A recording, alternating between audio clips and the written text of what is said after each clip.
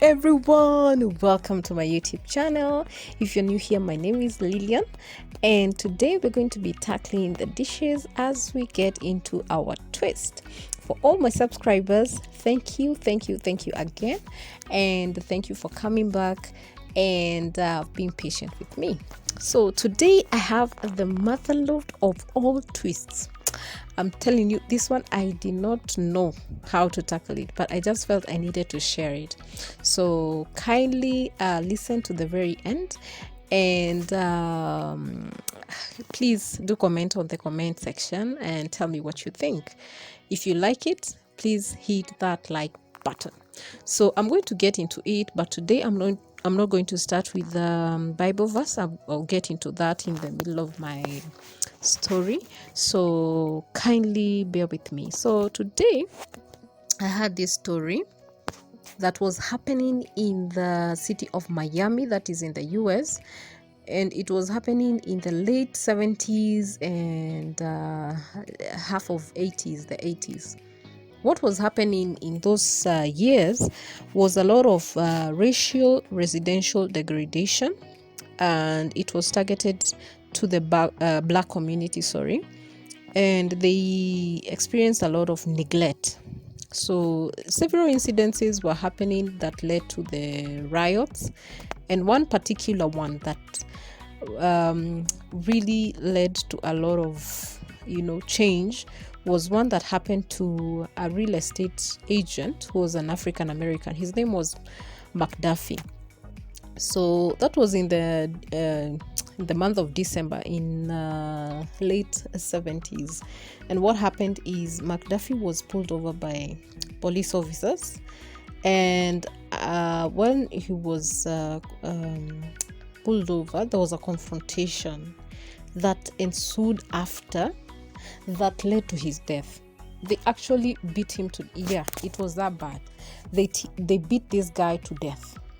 So a riot erupted and ensued from there, and these 4 police officers were arrested.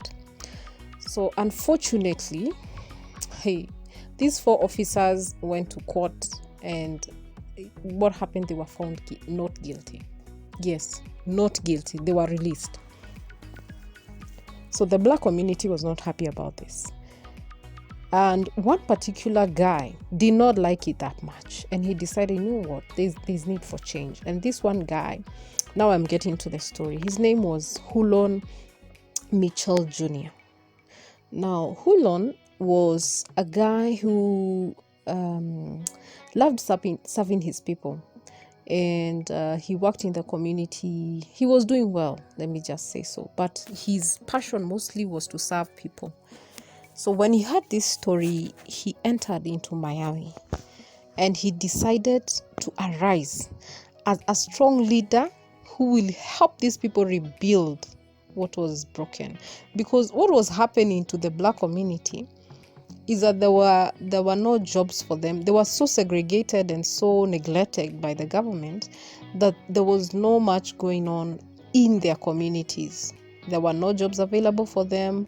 The developments were going down, and people were just getting poorer and poorer in those communities. So when Hulon came in, he didn't come in as Hulon. He decided he want to come in a big way. He came in with a big name, and his name was Yahweh ben Yahweh.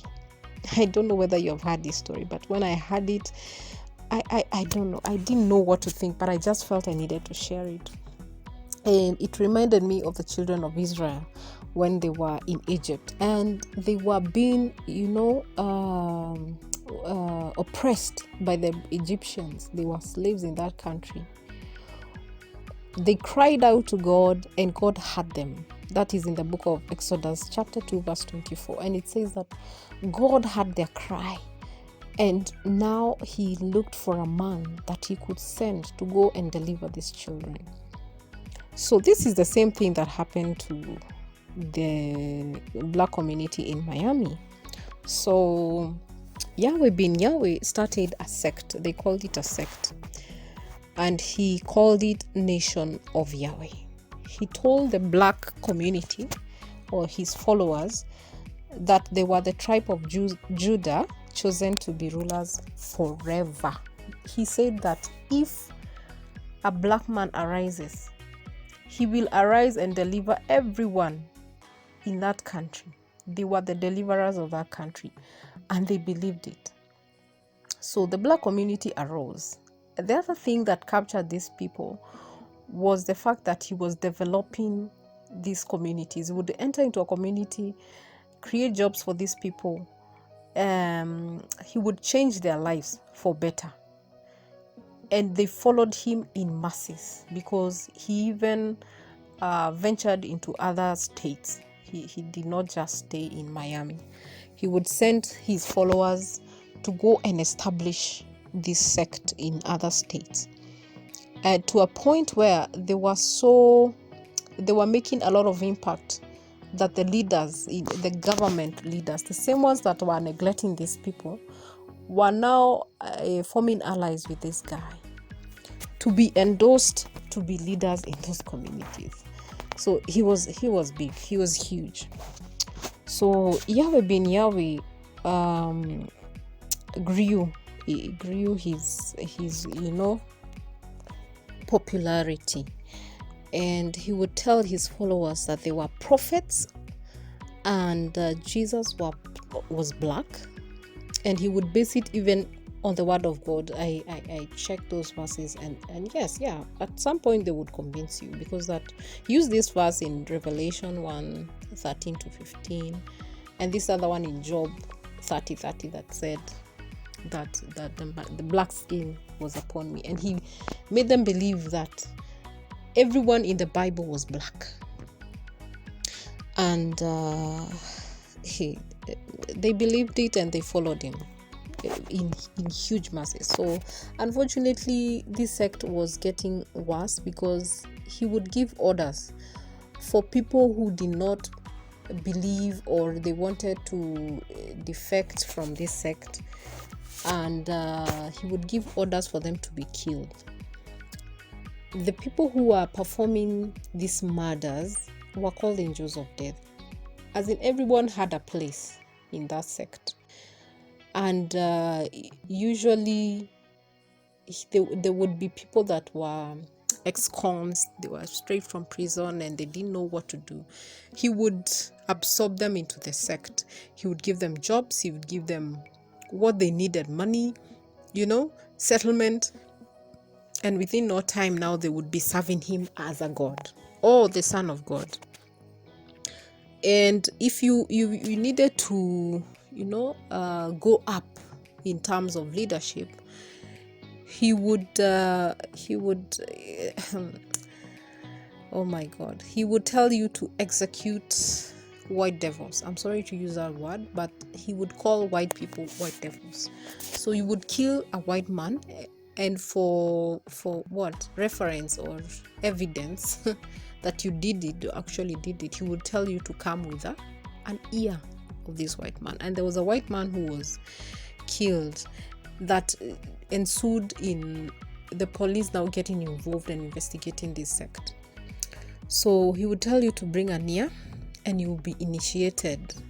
It was like an initiation rite for you to go up in leadership. So Yahweh bin Yahweh, before I go on with this story, did you guys hear of Jehovah Wanyonyi's story?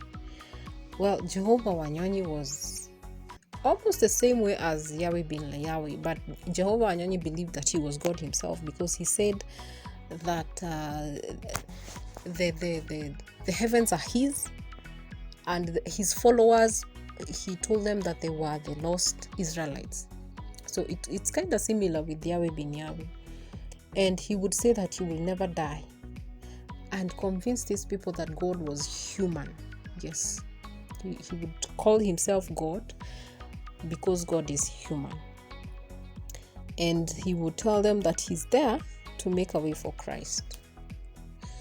Well, we know that Jehovah Wanyonyi eventually did die, but he never arose. And that is the beauty of the God we serve. The only God I know that was sent on earth, that died and rose again, was Jesus Christ. me, I believe with all my heart that Christ came on earth, experienced things as a human being, and he died for us on the cross, but he arose. Neither of these two guys have I heard them that they died and arose, because eventually they did die, these two guys, but they never arose. And that's the beauty of the God I serve. So Yahweh being Yahweh continued with his murders, and there was this guy who was called Ashton Green, who was killed by by his members, the angels of death. And this one was what prompted the police to get deeper into their investigation, because he was beheaded, like they were sending a message. And the people he was living with was a couple. This couple was the one that went to the police and said, you know what's going on, and we're going to tell you what's going on. But unfortunately that night they were also ambushed in their home. The wife didn't die, but the guy did die. And the wife now was the one who was giving details of what exactly happens. And of course there are other people who just felt this thing is not right, and they left the sect, and they were able to give their story. So eventually Yahweh being Yahweh was apprehended, and in 1990 he was convicted of conspiring to commit murder, and he was sentenced to 18 years in prison. I know when I heard the 18 years I was like, that's not enough, but that's the law for you. But the followers that were arrested with him, there were 14 of them, the ones that now committed the murders, they were the ones who were called the angels of death. They were sentenced for longer. And for Yahweh being Yahweh, in 2001 he was released, and the lawyer was saying that he should be let to go die in peace. Well, he did die of cancer, but he has never risen. He has never risen. Yahweh did not arise. Well, guys, I am not sure what you have gotten from this story, but what I got from it was, it matters a lot whom you call your God, whom you put your energy on, or not necessarily the energy, but believe. Where do you put your faith in when you're in trouble, or when you're happy? Which deity do you run to? Who is your God? For this twist, I would want us to ponder on the belief that we have as people. Whether you're a Christian or you're a believer, you're a non-believer, who is your God? Because every human being, whether we accept it or not, we yearn for a leader. Like I was saying, the children of Israel, they yearn for somebody to arise and take them out from their oppression. Who do you cry to when you're oppressed, when you're down there? Do you cry to God, the one who is true and living? Or do you have somewhere or somebody you cry to? Do you call somebody the first time you're in trouble, or do you call God when you're in trouble? I would want us to ponder on that until the next video. And if you have listened to the very end, thank you very much. Kindly give this video a thumbs up, and may God bless you. See you on my next video.